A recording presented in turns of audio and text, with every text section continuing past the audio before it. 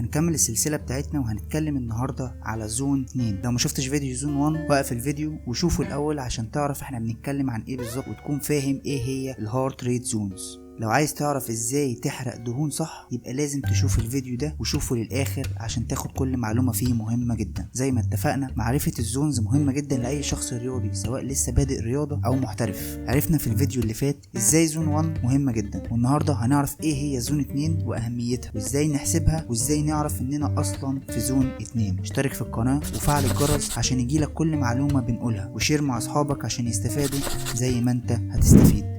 ويلا بينا نبدأ الحلقة.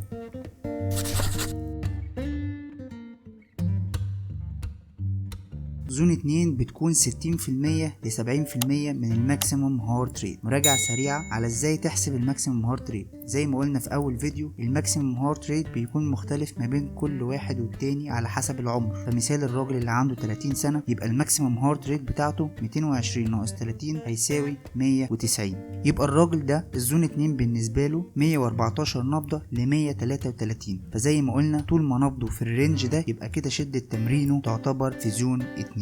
طب زون 2 بتعمل ايه في الجسم بقى؟ اول حاجة فهي بتعلي قوة التحمل عندك في جسمك. تاني حاجة تعتبر هي مميزة جدا في حرق الدهون. كلنا عارفين ان احنا بناخد الكالوريز من الاكل عشان ناخد طاقة ونحرق الكالوريز دي. فاحنا بناخد الطاقة من عنصرين مهمين في الاكل اللي هو الكارب والدهون، وكلنا هدفنا اننا لما نيجي نحرق نبقى عايزين نحرق من الدهون عشان هي دي اصعب حاجة بتنزل في الجسم. زون 2 بقى بتخليك تحرق من الدهون اللي في الجسم وشوية كارب صغيرة جنبهم. فمن مميزات زون 2 ان هي بتحافظ على الكارب او مصدر الطاقة اللي موجود في جسمك. فده طبعا هيساعدك لو عندك تمرين شدته كبيرة بعد ما تخلص الزون 2، وفي نفس الوقت لو انت بتتمرن زون 2 بس فانت هيساعدك ان انت تكمل بقية يومك بالطاقة بتاعة الكارب المتخزنة في جسمك عادي جدا. يعني ما تبقاش بتتمرن زون 2 وبعد ما تخلص تمرين تلاقي نفسك تعبان او مهبط فتبتدي تاكل تاني وكأنك ما عملتش حاجة. لا، زون 2 بتخليك تحرق من الدهون اللي عندك في الجسم، ودي حاجة كويسة جدا، وبتخزن الطاقة اللي انت واخدها من الكارب فبتقدر تكمل يومك عادي جدا. لو انت محترف وناوي تزود شدة تمرينك ل4 أو 5 فهتلاقي عندك طاقة اكيد متخزنة ان انت تزود بيها تمرينك بعد ما تخلص زون 2. يعني لو انت بتبتدي تمرينك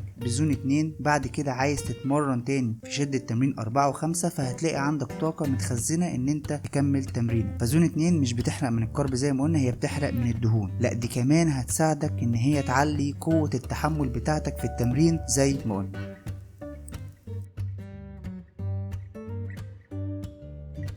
في حاجه اسمها الميتابوليك فليكسبيليتي، بيسموها القاعده العريضه لاي لاعب. طب ده معناه ايه؟ انك تكون واكل كويس، بعد كده تتمرن وتحرق دهون اللي هي زون 2، بعد كده تعلي شده تمرينك وتحرق الكربوهيدرات عشان تزود عضلات اللي هي زون 4 او 5. فدي حاجه كويسه جدا انك تحرق دهون بعدها تحرق كربوهيدرات عشان تزود من حملك ولياقتك وعضلاتك. هي دي الميتابوليك فليكسبيليتي. تعالوا نرسم سيناريو كده نجمع بيه شويه معلومات يمكن الدنيا تتفهم شويه. كلنا بندخل نتدرب مره واحده في زون 4 او 5، يعني كلنا بنخش مره واحده نلعب حديد او نعلي شدة التمرين بتاعتنا فنوصل لزون 4 أو 5 واحنا مش حاسين. فكده احنا بندرب جسمنا على استخدام الكربوهيدرات بس عشان ناخد منها طاقة. ده معناه اننا مش بناخد فايدة زون 2 اللي هي زي ما قلنا ناخد الطاقة من الدهون، او مش بناخد فايدة حرق الدهون واحنا بنتمرن. فده معناه الطاقة اللي عندنا من الكربوهيدرات بنخلصها اول باول في التمرين، فدايما هتحس بقلة طاقة في باقي اليوم وهمدان طبعا، وده هيزود حساسية الانسولين عشان الكارب قل، وده معناه ان الخلايا عضلاتك مش هتستقبل الانسولين زي الاول. عشان كده لما نيجي ناكل وتخلص اكل يجي الانسولين بسرعه يحاول دفع نسبه السكر في الدم لعضلاتك، وطبعا عضلاتك مش هتستقبل السكر، وهتحس برغبه عندك من جواك ان انت عايز تاكل كربوهيدرات كتير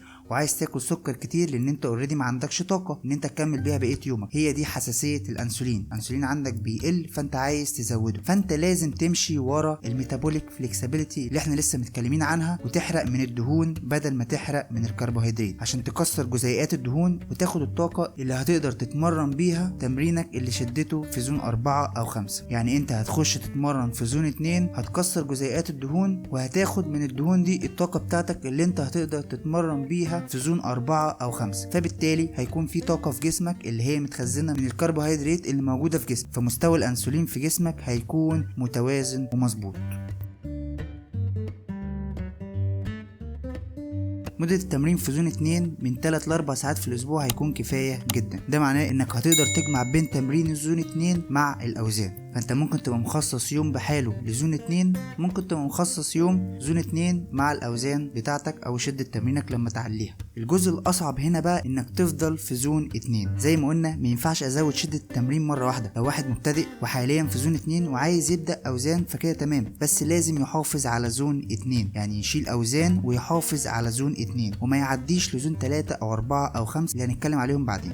وحتى لو محترف ومخصص يوم او 2 ان يلعب فيهم لزون 2 بس، فلازم برضو يكون مراقب نبضاته عشان ما يطلعش عن زون 2. فانا عشان اطور زون 2 واطور حرق الدهون عندي لازم افضل في زون 2، وده معناه انك ما ترفعش لزون 3 مثلا وترجع لزون 2 تاني، لانك مجرد ما وصلت لمستوى زون 3 يبدأ جسمك بتكسير الكربوهيدرات عشان ياخد الطاقة او البنزين اللي هيخليه يكمل تمرينك او طريقك او الطاقة اللي انت عايز تحرقها. فانت كل ما نبضك يعلى يبدأ طلب على تكسير الكارب بدل الدهون. مجرد ما تكسر الرقم او النبض قلبك على حسب عمرك زي ما قلنا وتدخل في زون 3، جسمك مش هيقدر يرجع العملية تاني. وهنتكلم عن زون 3 بالتفصيل الحلقة الجاية. اتأكد انك عامل اشتراك عشان تجيلك اول ما تنزل، عشان بيبان عندي كتير بيشوف الفيديوهات وهم لسه مش عاملين اشتراك، فممكن تنسى عادي بعد ما تخلص الفيديو وتقلب الفيديو من غير ما تعمل اشتراك. اتأكد ان انت عامل اشتراك عشان اول ما الفيديو ينزل لك يجيلك.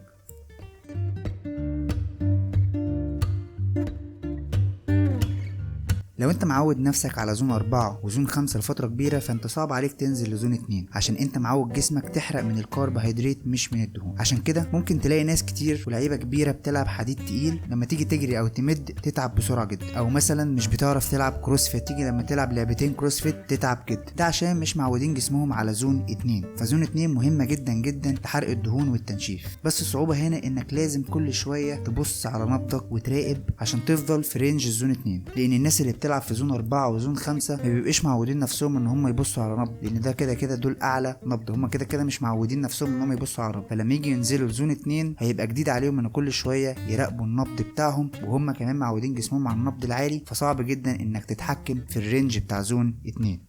على العكس برضو من السلبيات اللي لازم تاخد بالك منها ان في ناس كتير جدا مش بيعملوا اي حاجه في حياتهم في التدريب غير ان هم بيمرنوا في زون 2 بس، وده غلط. ما ينفعش تعود جسمك على زون 2 بس لفتره طويله، لانك مع الوقت جسمك مش هيخليك تعرف تعمل اي اكتيفيتيز اول ما تدخل في اي زون تانية لحرق الكربوهيدرات. مثلا في ناس تعرف تمد في المشي المسافات طويله جدا لكن ما تقدرش تجري نفس المسافه، ده عشان قعدت فتره طويله في زون 2 ومش معوده جسمها على ان هي تعدي الرينج بتاع زون 2. نفس الكلام على الناس اللي معوده نفسها 4 و5 بس العكس. فالحل هنا انك لازم تغير الزونز من الفترة للتانية، بمعنى اصح او بالبلدي تفاجئ جسمك بتغيير الزونز. عرفنا النهاردة قد ايه زون 2 برضو مهمة زي زون 1 في الحلقة اللي فاتت، وبرضو ناس كتير مش بتهتم بيها. عشان كده عايزك تعمل شير للفيديو عشان يوصل لأكبر عدد من الناس اللي بتحب الرياضة سواء شباب او بنات. بس كده، لو عجبتك الحلقة اخبط اللايك واشترك في القناة لو لسه ما اشتركتش، ودمتم في رعاية الله.